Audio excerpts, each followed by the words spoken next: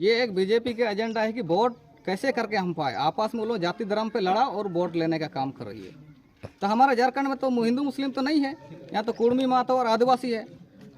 तो इलेक्शन होने से पहले ये चीज़ क्यों होता है, क्या कुर्मी को आदिवासी में शामिल होना चाहिए? युवाओं से एक ही अपील रहेगा कि भाई ये लड़ाई आपके हिस्से की लड़ाई है। आज अगर आप नहीं जगते हैं तो आने वाले समय में आप बहुत गर्त में चले जाएंगे।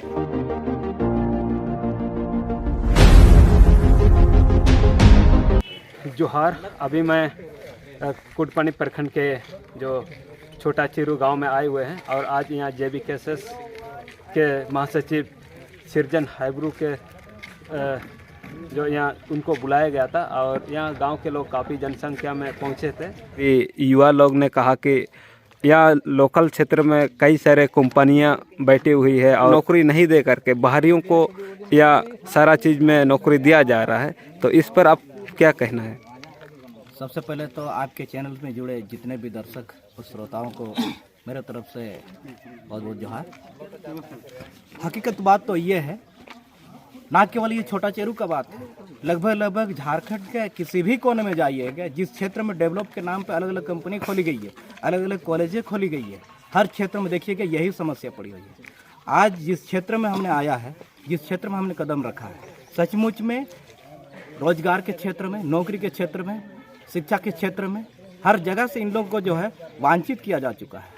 आज जब इन लोगों से हमने बात किया, इन लोगों से जब हमने रूबरू हुए, तो ये चीज़ निकल करके आया कि सही मायने में पढ़े लिखे लोगों की भी बहुत ज़्यादा कमी नहीं है, तो पर भी सुनियोजित तरीके से इस बहुत प्लान के तहत जो है इन लोगों का नौकरी को छीनने का काम किया गया। अब हमारे क्षेत्र में, हमारे कॉलेज में अगर हमारे लोगों को मौका नहीं मिलेंगे, हमारे क्षेत्र में सुपरवाइजर बाहर के होंगे, हमारे क्षेत्र में ठेकेदार बाहर के होंगे, तो रोजगार लेने वाले मजदूर भी, एक आम मजदूर भी बाहर के ही है। अब बताइए, एक छोटी सी नौकरी, छोटी सी मजदूरी, एक छोटी सी चीज़ को लेकर के भी आप अपने क्षेत्र में भी आपको तड़पना पड़ रहा है, गिड़गिड़ाना पड़ रहा है, तो समझिए इसका जिम्मेदार कौन हो सकता है। अगर हमारे राज्य में सही नीति, सही नियम यदि होता, चाहे रोजगार के नाम पे हो, शिक्षा के नाम पे हो, या किसी भी क्षेत्र में यदि सही नीति होता, तो शायद ही आज हम इस चीज़ का सामना करना पड़ सकता। और हमेशा आदिवासियों को जल जंगल ज़मीन का नाम से जब भी चुनाव आती है तो जल जंगल ज़मीन का मुद्दा होते रहता है। और अभी खासकर देखा जाए तो आदिवासी समुदाय ही विशेषकर बेरोजगार होते जा रहे हैं। तो ये किसका कमजोरी है? ये समुदाय का कमजोरी है या सरकार का? देखिए, बात ऐसा है, झारखंड आदिवासी बहुल क्षेत्र है, या फिर झारखंड विशेष रूप से हम ये कह सकते हैं कि ये आदिवासियों का राज्य है। और आदिवासी जो है प्रकृति से बिल्कुल अनुकूल है, प्रकृति से बहुत प्रेम करते, प्यार करते हैं। प्रकृति भी किसी को भी अवहेलना नहीं कर सकती, किसी से भी सौतेला व्यवहार नहीं करती है। हम झारखंड वासी जो है, हम इतना गुलमिल हो चुके हैं कि हर किसी को हम अपना मान लेते हैं, हर किसी को उतना जल्दी हम अपना दिल में जगह ले लेते हैं और उसके साथ हम भावनाओं से जुड़ जाते हैं। यही रीज़न रहा, जो भी नेता आ जाते हैं हम उनके बातों में चल करके भावना में चले जाते हैं, ना जाने हमने गलत जगह पे भी विश्वास बना बैठते हैं और जिसका शिकार हम खुद हो जाते हैं। यही रीज़न रहा, आज ऐसे नेता मंत्री लोग हमारे साथ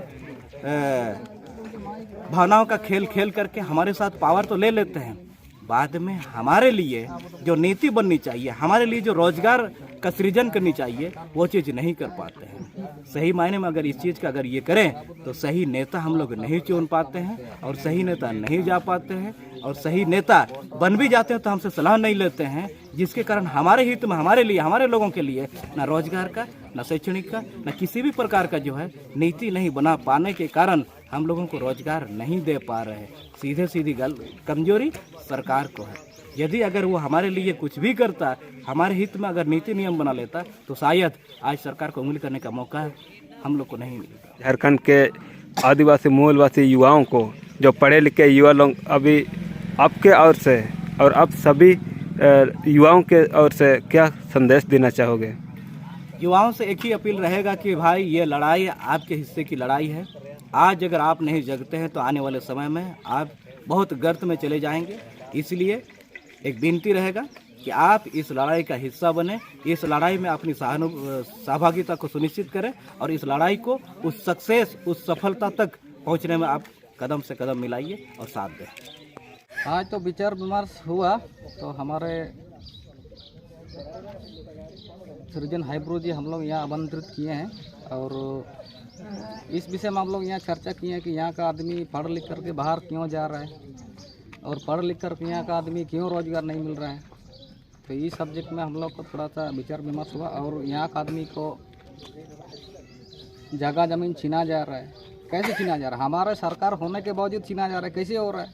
ये तो अन्याय हो रहा है। इस विषय में हम लोग थोड़ा चर्चा किए, तो इसमें काफ़ी सारे आए यहाँ के ग्रामीण और पूरे पंचायत के एक दो प्रत्येक गांव से आए हैं।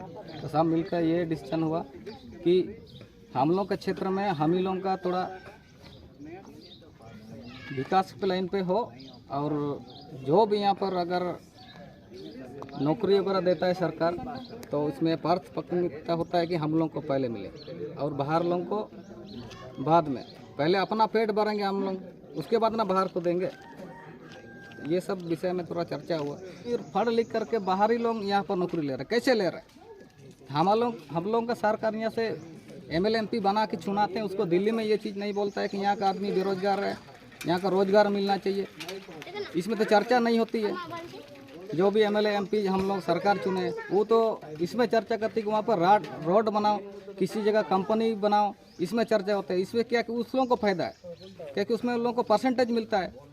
कहीं नौकरी देगा तो किसी गरीब घर का अगर नौकरी मिलेगा तो उसमें खुशहाली होगा। तो ये लोग नहीं चाहता है।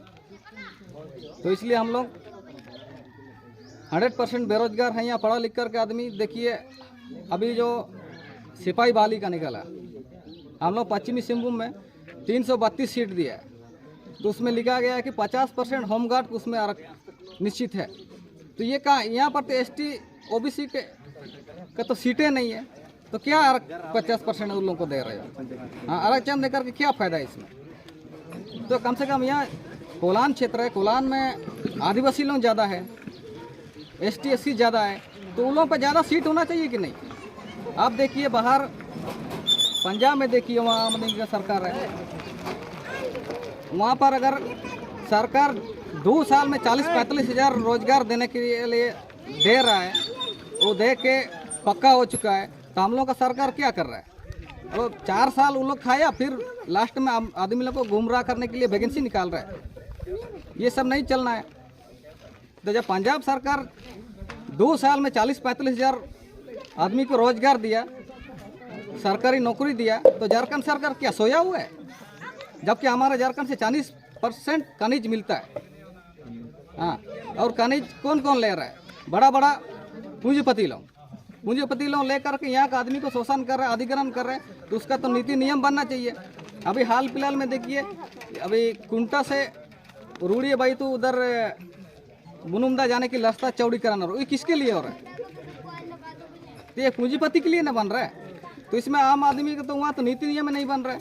जब वहाँ तुम किसी फैक्ट्री या प्लांट बनाना चाहते हो, तो वहाँ पहले उन लोगों को पहले जगह के बदले जगह और घर के बदले घर पक्का करो, उसके बाद वहाँ पीढ़ी दर पीढ़ी रोजगार मिलना चाहिए।